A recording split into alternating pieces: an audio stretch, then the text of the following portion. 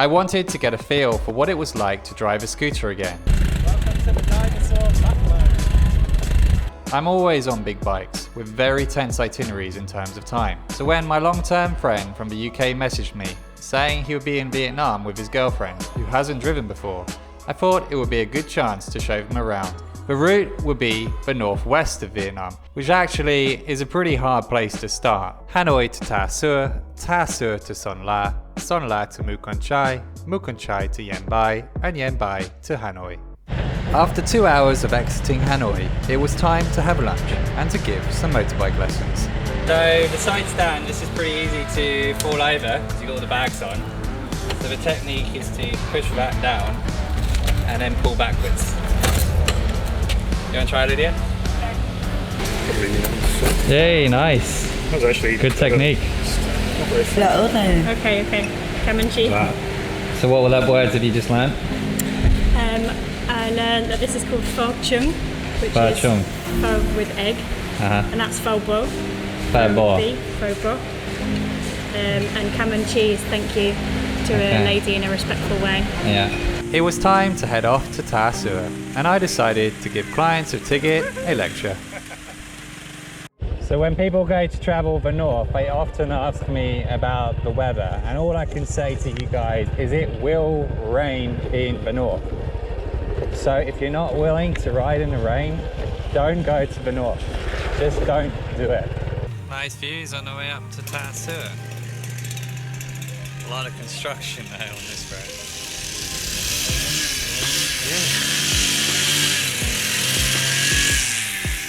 It was time for my daily quest, trying to find a soft mattress. That's a mattress. Very hard. I know what you mean now. Hey, you're with me now. So, homestays were set up by the motorbike off-road tour companies because they needed to go to the countryside and there was no accommodation. So they're all set up the same, like this, where they have one massive dorm room with like 7, 8, 10, 20 beds for the tour.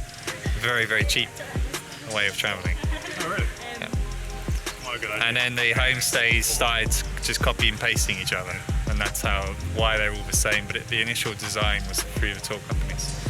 I should point out that the Northwest is not on the tourist circuit. A route like this is for the adventurer. There isn't really any tourist infrastructure in these parts of Vietnam. Chicken, omelette, pork, hot pot, chicken. Mixed pot. What do you want to eat for dinner tonight? Yeah, I don't know. With day number 1 complete, it was now time to head off to the Dinosaur Backbone. So, Dinosaur Backbone, there it is, in all of its glory. You can give it a go. Of course I am. Oh my god. Of course I am! What sort of question is that? Looks like someone's been down the side here. Yeah, so we have off-road trails. It connects for miles and miles all the way through. Probably a full day drive straight through this mountain. Sick. Anyway, you can sit on the back of my bike if you want. I think I'm okay. Really? I'm not going to fall off that, don't we? No, honestly, I think I might sit myself. Okay, let's do it. Go and have a look. So this is the sort of beginning of the Dinosaur Backbone. You're sort of going down to it. It's slippery. It's hail. Got both brakes on and I'm still moving. We slid like 10 meters down a hill. And let's move around.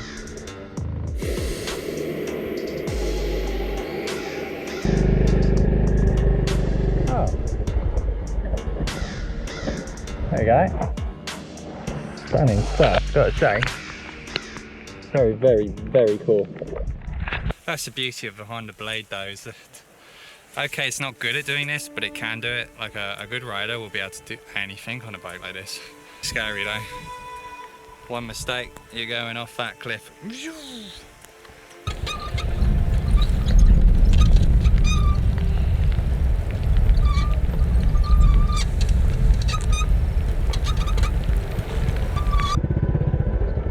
Concentrate! Oh shit.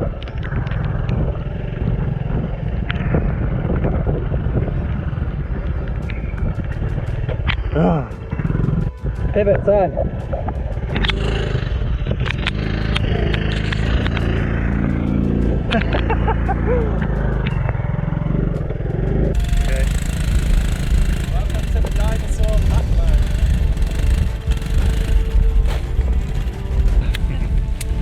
quite cool because you can see the route back. Yeah. That's what the girl was doing. I love it. This is great. So it's probably a 20-minute walk in real life. You don't have to drive it. No, it's no, fine. not at all. Very nice coffee shop at the top. Just leave your bike there and you can walk down here. All I had to do was get back up the hill again, which on a Honda Blade isn't actually that difficult. This bike really is amazing.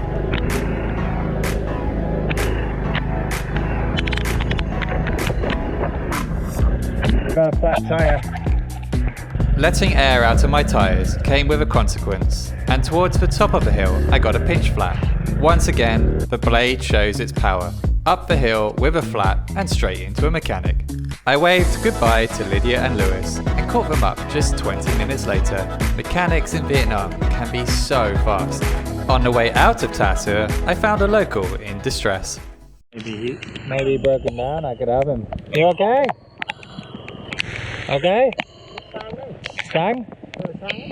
I'll push you. With my left leg on his exhaust, it was time to push him up a hill. Born to push motorbikes. I was born to push motorbikes. Not Tigit ones, of course. They never break down. We were supposed to go to Mu Cang Chải, but the weather forced a reroute to Son La. You must be flexible when travelling the north. Itineraries never go to plan. This is what happens when you drive through the rain. Where is it? Very impressive. 7 hours of rain. All of us got drenched on the inside. None of our rain gear held up today. We're wearing 2 rain jackets. My one's Gore-Tex. It's just I haven't done the knit wax stuff in years. So it's my own fault. What's the difference? Day 3 was Son La to Mu Cang Chải. Breakfast, a prison, and then off we go. So I've ordered the crew bak sui and bami oplas are coming. What do you think, Lewis? It looks great. I haven't tried it yet. So, It's only about the looks, really. It doesn't matter what it feels like. so much condensed milk.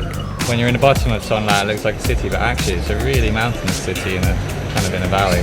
Nice. Son La prison tickets. This way. Right, connecting Son La to Mun Cang. Where are we going? No. You do? Mù Cang Chải. That's probably pronounced wrong. Going off into those mountains, basically. I think this video is proof that you really don't need a bigger bike than a Honda Blade.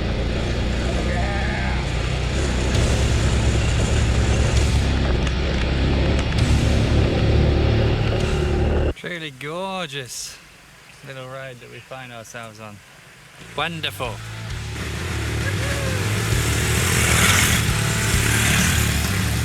Not sure she's realised quite how slippery this play is going to be. Her brakes are not going to work.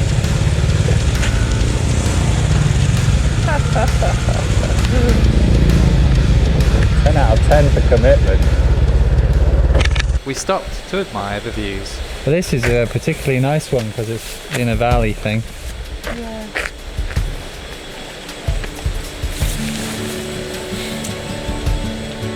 We then stopped for some drinks. Just raiding the fridge. Okay, Red Bull, here's what you want. It's the You Got to the Top of the Hill coffee shop. Look at that view, it's absolutely gorgeous. I say I thoroughly enjoyed it, this ride. Really, really good. Is that a bamboo bridge that I see on my left?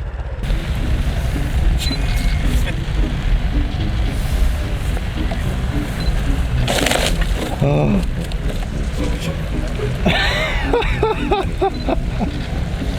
Oh, they are really bending. It's not very strong. Having nearly fallen in here, when I hit the next obstacle, a wobbly bridge, I decided not to push my luck. Oh yeah, time to turn around, I suppose.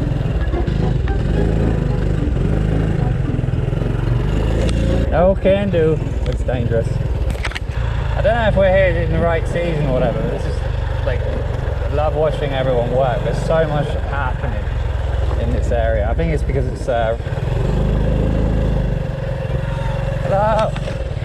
What are we? We're September, early September right now, and October is going to be the big rice season. Enough falling around, it was time to drive to Mu Cang Chải. Good driving there. The drive into Mu Cang Chải was spectacular. So funny because I've blasted through Mu Cang Chai many times on off-road trips. I never really paid any attention. But Jesus, it's beautiful. This is one of the prettiest drives I've ever done. We've caught the sunlight perfectly. It won't come across in camera, but woo, we got lucky. Lucky, lucky, lucky. Suck on camera. I do suck on camera, yeah. But I mean, look at all the paddies they've cut out and how they've manipulated the landscape. It's amazing.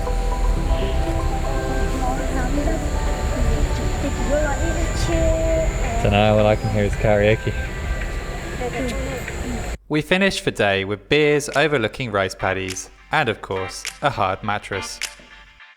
The next day would be my last with Lydia and Lewis. The plan was to drive around Mu Cang Chai looking for views by using the camera icons on Google Maps.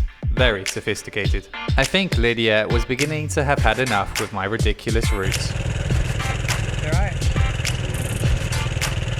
Is the bike on? Nice and slack.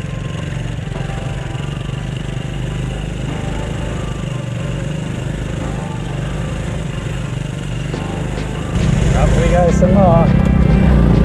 Up, away. The view, of course, is worth it. This is Rừng Mu Cang Chải. A wicked climb to get up here. Quite a lot of Vietnamese tourists up here. There's a climb to get up here. Quite tricky. Tricky, eh? It's very thin.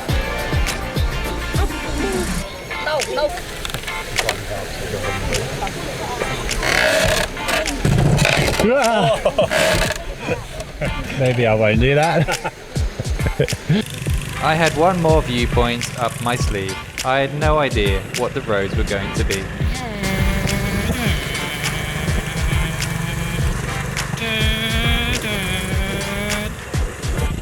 Luckily for me, but unluckily for Lydia, the roads began to deteriorate.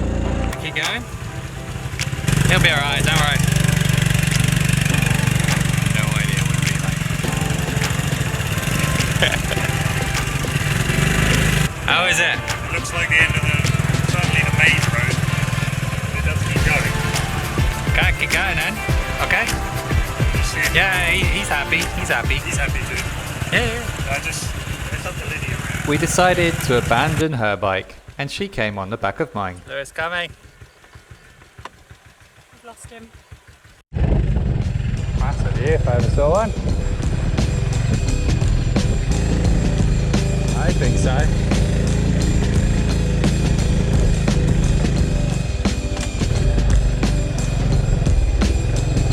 It became obvious that our route was not the right one, but we persevered and eventually made it to the top. So I think that will connect back to somewhere nearby where your bike is. Yeah, it's not easier than the way back, surely. Even if it's slightly longer. That is one spectacular view. Best yet on this trip. Wow. Look at that resort going up, it's not open yet. Panoramic. Goes all the way. Round. For real though, this is actually one of the best views I've ever had in all of my travels around the world. Seriously nice. This is an area that is absolutely worth visiting. Mu Cang Chai, don't miss it. We took the easy way down and eventually located Lydia's bike. We had a final lunch together before I departed back to Hanoi. I had plotted a route that I hoped would bypass all of Hanoi's traffic. And it did. It will be put on my blog articles. Thanks for watching.